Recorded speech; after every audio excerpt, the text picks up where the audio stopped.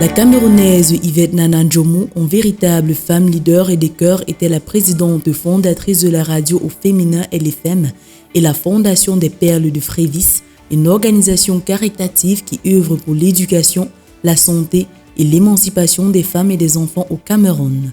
La Fondation Perles de Frévis a réussi la prouesse de réaliser de nombreux projets sociaux sur l'ensemble du territoire du Cameroun et en Afrique. Femme battante jusqu'au bout, Yvette Nana Njomo était l'un des piliers de plusieurs succès entrepreneuriaux camerounais comme celui des laboratoires Biopharma, Hôtel Tajidor et de plusieurs autres sociétés dans le secteur agroalimentaire et du tourisme. Votre magazine féminin rend hommage à Yvette Nana Njomo, épouse Francis Nana Njomo, une femme ordinaire au parcours extraordinaire. Mon enfance, j'ai passé plus de temps en ville qu'au village. Et après mes études en ville, je me suis rendue à l'étranger, comme le plus souvent. Et je suis revenue dans mon pays pour mettre en exergue ce que j'ai appris durant des années à l'étranger. Ce qui fait qu'aujourd'hui, je suis devenue une illustre chef d'entreprise. Je n'ose pas parler de moi.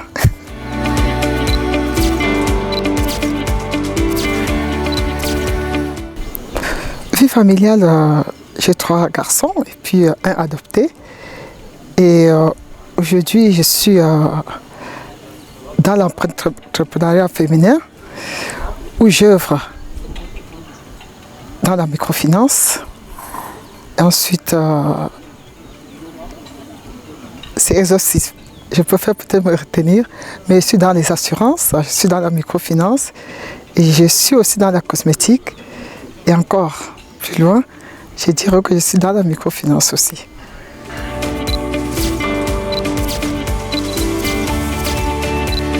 Oh, j'ai jamais fait les finances. Je me suis retrouvée là parce qu'en termes de challenge, comme toute femme dynamique, donc j'ai jamais été banquière, mais j'ai appris à devenir banquière.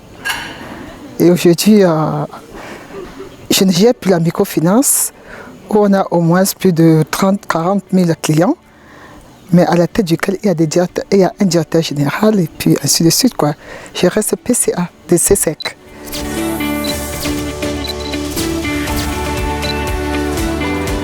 Mon activité actuelle, je ne suis nulle part, mais je suis partout. Comme je vous l'ai dit tout à l'heure, je suis dans les carburants avec une société qui s'appelle Tankoy, qui fait la distribution des carburants. Je suis dans les assurances avec une compagnie qui s'appelle Royal Onis Insurance, mais je demeure PCA comme je vous l'ai dit, parce que j'ai besoin des jeunes Camerounais et Camerounaises qui ont œuvré dans le métier pour pouvoir gérer ces entreprises-là. Je ne suis qu'une pionnière.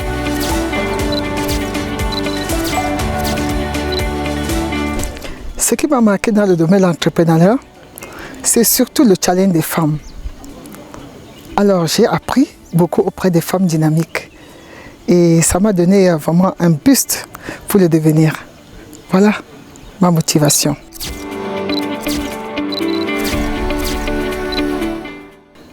Et que la réussite, je dirais que je m'inspire beaucoup du social. Parce qu'à côté de tout ce que j'ai créé aussi une fondation qui œuvre pour le partage, qui encadre au jour le jour les nécessités. Donc je m'inspire beaucoup dans le social. Parce que le tout, ce n'est pas que de l'argent. Il faut penser aux autres, il faut avoir l'esprit de partage. Donc je dirais que je m'inspire plus de ça dans mon entrepreneuriat parce que on crée, on développe, mais ça rime à quoi? Ça rime à quoi? Je vous pose la question. Quand on développe, on crée, ça rime à quoi? Quand on a assez d'argent, qu'est-ce qu'il faut en faire? Il faut partager. Il faut partager. Donc l'esprit de partage m'anime au quotidien. Il faut penser à ceux-là qui n'ont pas pu être comme nous, aux nécessités. Donc je dirais, je suis plus ancrée à aller vers le social que vers l'entrepreneuriat, dont je suis une véreuse de création.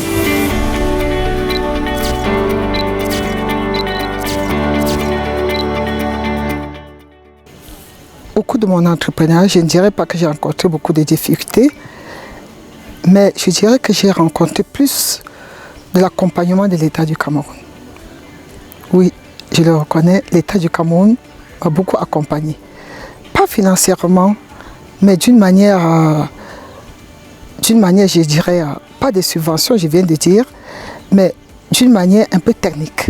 Parce que pour que vous puissiez réussir dans ce que vous entreprenez, il faut bien que l'État vous accompagne sur le plan technique. Je reconnais de cela, de mon État, le Cameroun, qui m'a beaucoup accompagné dans ce chemin-là. Parce que vous pouvez avoir le plaisir et même l'amour de créer. Mais si on vous accompagne pas, vous ne ferez rien du tout. Nous sommes dans un État qui encourage les femmes dans leur entrepreneuriat. Donc mon État m'a beaucoup accompagné dans ce que je fais. Par l'obtention de plusieurs agréments. Je n'oserais le dire parce que c'est exhaustif, je le dis.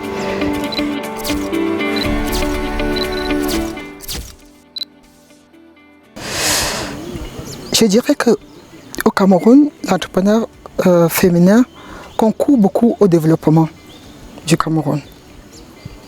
Je dis ceci parce que quand nous voyons par exemple notre Cameroun, rentrons un peu dans la communauté, rentrons un peu dans nos régions, vous verrez que 80% des femmes sont des femmes dynamiques, sont des femmes qui entreprennent, quel que soit le secteur dans lequel elles se trouvent. Hein. Parce que je dirais, les BAM, Salam, tout ça, elles sont une force pour l'économie du Cameroun aujourd'hui. Ce n'est pas parce qu'elles ont été à l'école, elles n'ont pas été à l'école, la plupart de ces dames n'ont pas été à l'école. Mais elles deviennent vraiment les pionnières de l'économie camerounaise, quoi qu'on dise. Donc c'est ça la force de la femme aujourd'hui. Je ne l'invente pas.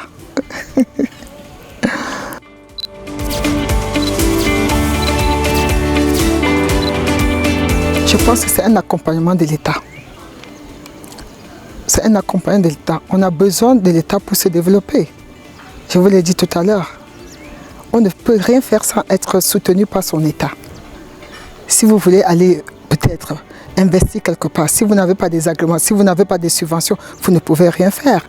Aujourd'hui, la femme est devenue en passe d'être poule du développement du Cameroun. Nous avons besoin du soutien de l'État. Nous avons vraiment besoin. Parce qu'on ne peut rien faire, je le réitère, sans l'État. Sinon, vous vivez dans un monde, je ne sais pas moi, je dirais bipolaire.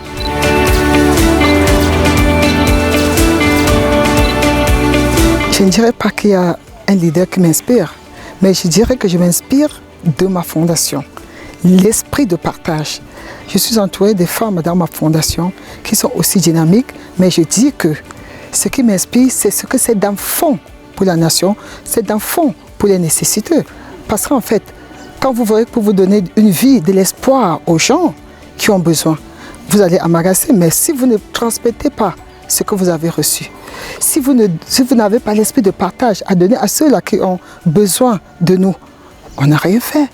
Donc, quand vous avez l'esprit de partage, vous trouvez votre, je dirais, vous trouvez là-dedans le fait que vous avez donné de l'espoir aux gens qui attendent cet espoir et qui n'ont jamais rien eu.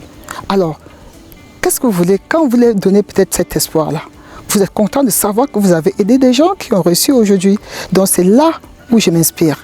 Je m'inspire dans le social.